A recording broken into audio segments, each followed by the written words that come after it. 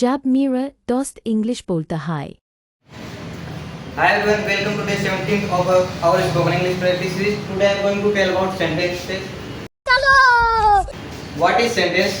Sentence is a meaningful group of clauses. It called a sentence. Okay.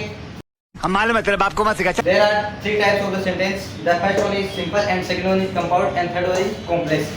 Okay. Simple sentences are divided into five parts. The first one is assertive sentence, and the second interrogative, and third one is operative, and the fourth one is imperative, and last one is exclamatory sentence. Okay. Assertive sentence divided into two parts. The first one positive, and second negative sentence. Interrogative sentence divided into two parts. The first is positive, second negative. Positive sentence are also divided into two parts. The first double word and second helping verb. And negative sentence also divided into two parts. The first double word and second helping verb. Okay, that's all. Meet you in next video.